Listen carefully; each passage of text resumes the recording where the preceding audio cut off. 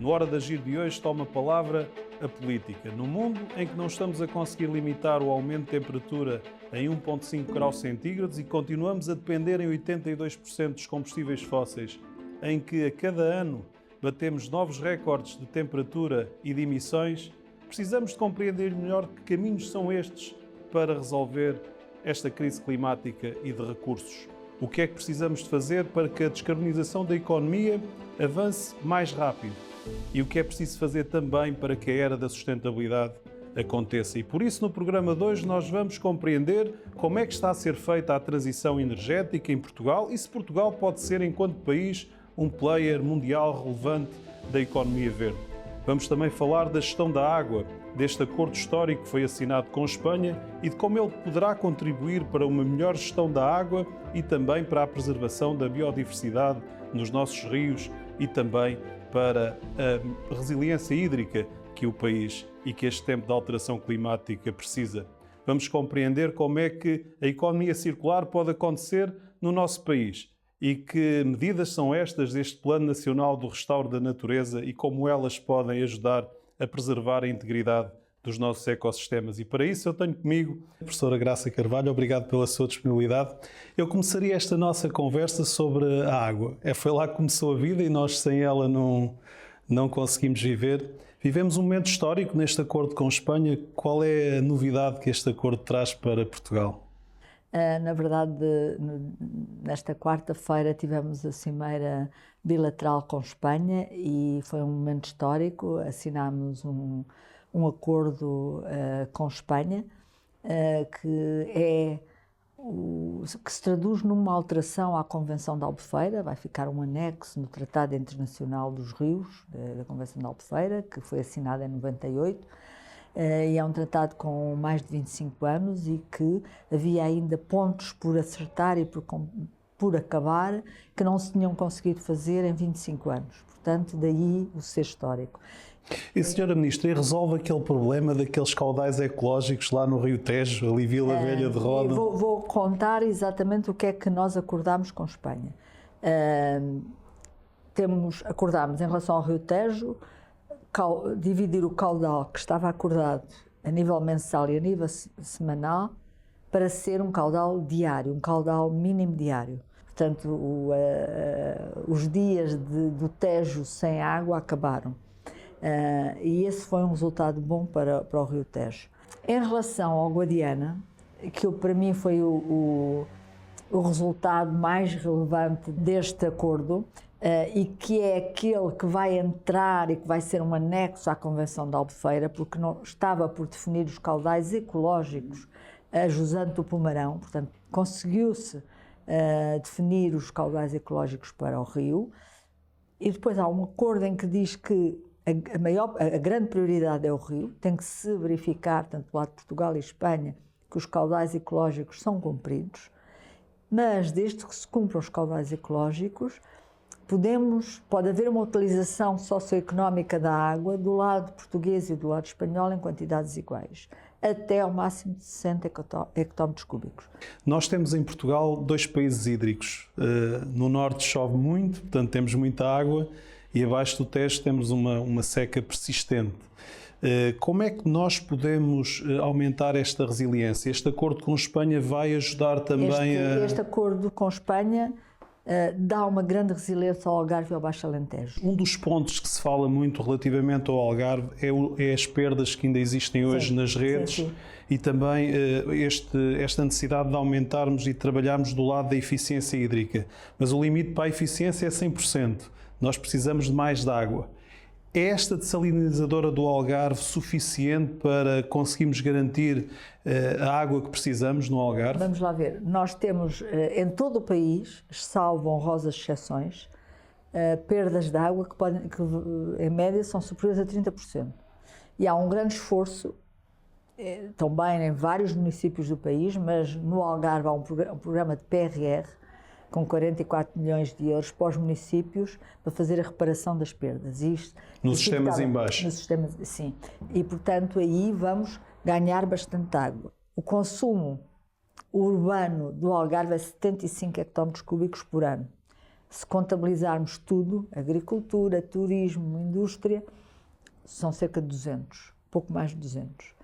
Nós temos 30 hectómetros do Pomarão, temos 16 com possibilidade de chegar a 24 da dessalinisadora. Só de uma das barragens que vamos aproveitar melhor a barragem temos outros 15 hectómetros cúbicos, com a reparação das perdas, com a reutilização da água para os golfos. Os golfos agora só são autorizados desde que usem água reciclada. Das fábricas de água. Mas isto fica resolvido para uma geração, desde que se continue a poupar água. Senhora Ministra, para fecharmos este capítulo da água, nós temos muitas vezes o Rio Lima em alerta e temos a seca no Algarve e no Alentejo. Um tema que está constantemente no debate público é a necessidade de estudar e construir novos transvases. Como é que vê esta ideia? Não há necessidade. Para já, do ponto de vista ambiental, é uma má solução. A nossa solução, e é por aí que estamos a ir, é em cada região ver as pequenas soluções, as pequenas retenções de água, a poupança, como é que podemos aumentar localmente as reservas de água. As reservas de água. Dentro da bacia. Estamos a resolver, dentro da bacia, exatamente, estamos a resolver o Algarve, vamos resolver o Alentejo, vamos resolver o Alto Alentejo com outro projeto PRR, que é o Pisão. Portanto, vai ser um novo Alqueva para o Alto Alentejo. Senhora Ministra, nós temos em Portugal o sol e o vento como recursos endógenos, temos também objetivos para 2030 muito ambiciosos. Sim. Nesta transição energética, mas ainda temos pouco sol. Estes 10 ou 15 gigawatts de projetos solares que estão neste momento em licenciamento, penso eu, são projetos que poderão estar concretizados até quando? Ainda vão a tempo de cumprir estes objetivos? Sim, eu acho que ainda vão a tempo de 2030. E temos, eu espero que haja ainda uma expansão considerável dos projetos solares. Nós, no último Conselho de Ministros, dia 4 de outubro, foi um Conselho de Ministros dedicado à energia e ao clima. Houve um pilar, tivemos ali duas ações horizontais, uma foi o PNEC, o Plano Nacional de Energia e Clima 2030, que nos deu a estratégia, outra foi a nova agência para os fundos, Fundo Ambiental e os fundos... Com uma organização administrativa, Sim, uma grande reforma. Uma grande reforma, porque o Fundo Ambiental está neste momento na Secretaria-Geral, que vai ser fundida na Secretaria-Geral do Governo, portanto tínhamos que ter aqui uma alternativa para o Fundo Ambiental. E depois tivemos 3 pilares mais verticais, um para a energia, outro para o clima e outro para a descarbonização dos transportes e da indústria. E na energia tivemos as nossas principais medidas, foi exatamente na simplificação do licenciamento. Tivemos uma medida muito importante que é no repowering. O repowering é quando já temos uma instalação para, se não existir mudança de área, para ter um novo parque eólico ou um novo instalação fotovoltaica. É substituir equipamentos por equipamentos mais modernos. Novos, muito mais eficientes, que vão dar muito mais energia, não precisa de nenhuma autorização ambiental. Portanto, clarificámos isso.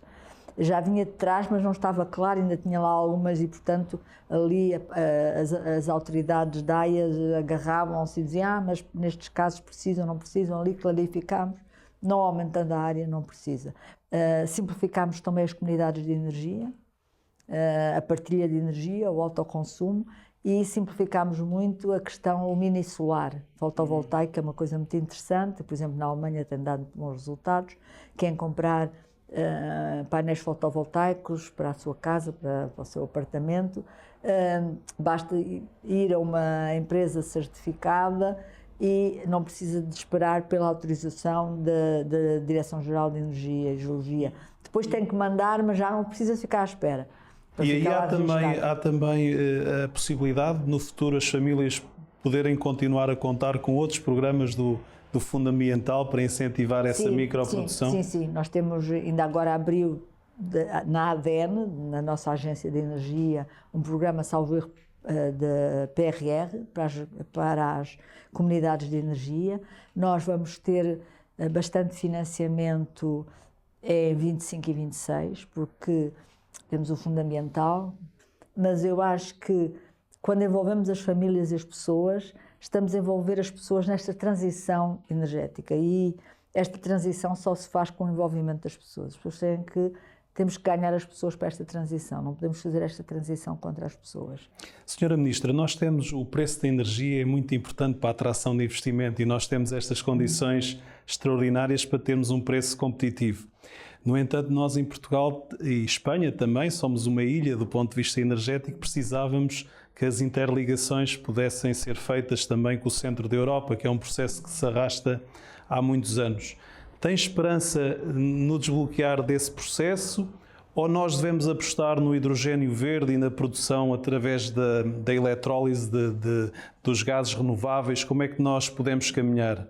Temos que dar mais resiliência ao mercado ibérico. Isso foi uma conversa, não ficou no acordo, mas foi uma conversa para o futuro que nós tivemos durante a Cimeira.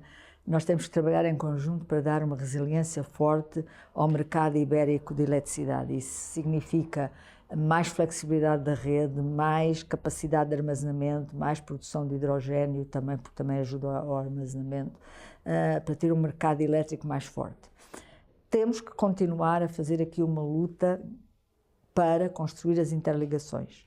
Mas o preço da eletricidade em Portugal, principalmente para a indústria, tivemos um decreto-lei no dia 4 de outubro, muito importante para a indústria portuguesa, para aquilo que chamamos os setores eletrointensivos, que é essencialmente cerâmica, vidro, metalomecânica, têxtil, em que vão ter um desconto na tarifa da eletricidade. E, portanto, isso incentiva também a eletrificação. A eletrificação, não é? Porque não é energia intensiva, é eletrointensiva. Na questão do hidrogênio verde, dos gases renováveis, do biometano, que pode contribuir também para a descarbonização dos transportes, nós temos um problema ainda de maturidade da tecnologia, principalmente o hidrogênio verde, com preços ainda muito altos para competir com o gás natural.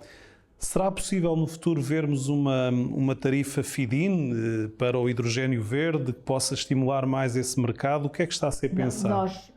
Nós por a política deste governo, não vamos ter tarifas feed-in. Nós temos uma série delas que felizmente estão a acabar, ou vão começar a acabar, já são menores este ano do que o ano passado, e vão mais 4 ou 5 anos e vamos nos ver livres desse Principalmente peso. No solar, que são muito altas. Vamos ver livre desse peso das tarifas feed-in. Nós não vamos ter mais tarifas feed-in. Agora, temos outro processo de incentivar o mercado e de ajudar a esta entrada no mercado.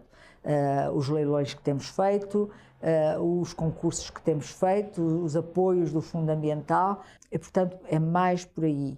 Agora, há outra coisa que nós também vamos fazer um concurso para biomassa, aí em que estas centrais da biomassa não são competitivas se não forem ajudadas, mas em vez de um feed-in, estamos aqui a desenhar um sistema que seja mais uma mistura, mas em que nós financiamos o serviço ao ecossistema florestal. Há uma área que eu tenho até alguma dificuldade em entender porque é que chegámos a este ponto, que é esta área dos resíduos, dos aterros que estão a ficar com uma capacidade sobrelotada, de nós não conseguirmos avançar nesta separação dos biorresíduos no nosso caixote de lixo. Há algum plano do Governo para acelerar esta... Sim, nós vamos muito em breve apresentar uma estratégia para os resíduos. É na verdade uma área que ao longo dos anos não tem evoluído muito, para ser franca, é talvez, como eu costumo dizer, a pior herança que eu recebi aqui neste Ministério. Nós somos supostos em 2035 ter 10% dos resíduos em aterro e estamos com 59% e num ano passámos de 57 para 59, portanto não só estamos muito longe como estamos a piorar, não é? Portanto, vamos ter uma estratégia para isso, mas na recolha dos biorresíduos tem corrido relativamente bem. O número de municípios que têm aderido tem aumentado muito.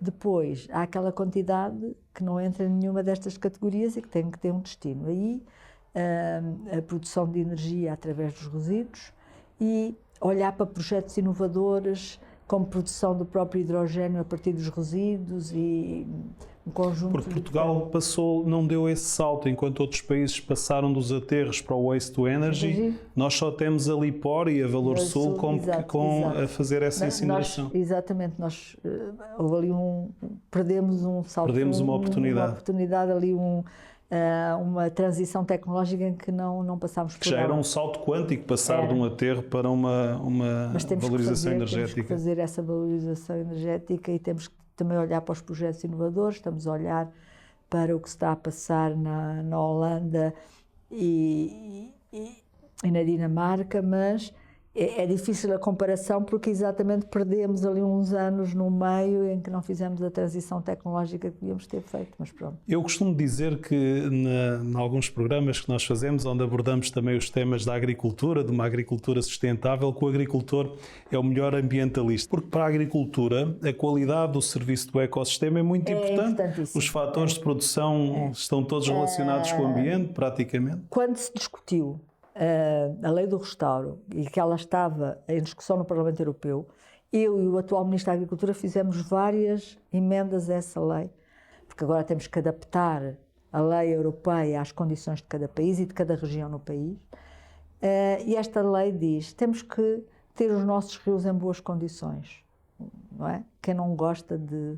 Tivemos o exemplo do Rio Lessa, aquilo é maravilhoso o trabalho. Agora vai ser o Rio Oeste em Braga, que estava todo emparedado. Mas aquela ideia dos 4 municípios se terem juntado para reabilitar um rio. É uma coisa muito positiva e nós já temos 500 e tal quilómetros de rios recuperados, portanto vamos cumprir a meta da lei do restauro de 2030, aliás eu acho que não é muito mais do que isso, a meta que vamos atingir.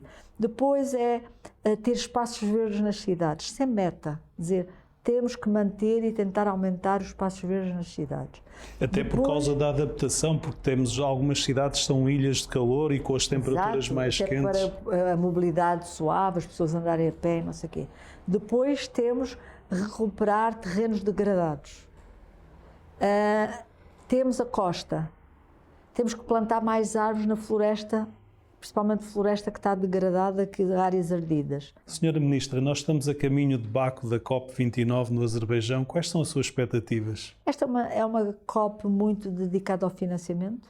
O que nós levamos esta COP é exatamente o financiamento e a cooperação com os países que nos estão mais próximos, os países da CPLP. O exemplo que temos com a conversão da dívida de Cabo Verde, temos já os primeiros projetos no terreno, vai abrir já o concurso para empresas, para o repowering de uma grande central solar de Palmarejo, na Ilha de Santiago, e fruto da conversão da dívida. E este é um mecanismo que vamos apresentar em conjunto em Baku e que nos vai servir até para a nossa contribuição para os compromissos financeiros do clima. Senhora Ministra, muito obrigado por ter estado nesta hora da gente. O clima mudou, está mais quente e nós temos estes eventos extremos que se multiplicam nas diferentes latitudes. Temos também tempestades que são cada vez mais fortes e destrutivas, a contrastar com estas secas mais longas e profundas. No planeta ultrapassamos também as 8 mil milhões de pessoas, o que faz com que a procura de energia seja maior, como é também maior a procura por mais recursos, o que coloca em causa neste modelo de economia linear o nosso próprio futuro. Mas nas ruas nasce uma nova esperança, principalmente das gerações mais jovens que pedem para que aconteça esta revolução da sustentabilidade. Uma sensibilidade que leva também à mudança das nossas ações individuais, que contam e contam muito quando reciclamos mais, quando colocamos um painel fotovoltaico no telhado ou quando utilizamos o transporte público. Mas para vencer a crise climática, nós precisamos da política. De política com P grande, porque é a política que tem a caneta na mão para desenhar o nosso futuro, um futuro que tem que ser descarbonizado e um futuro também onde o mundo se una na preservação da casa comum, da nossa casa, do único sítio onde podemos viver. E por isso hoje conhecemos a política de Portugal e viemos também aqui dizer que esta é a hora de avançar mais depressa, nesta que foi mais uma hora de agir, que hoje fica por aqui com a promessa do costume, a de que temos encontro marcado na próxima semana. Um abraço amigo e até lá.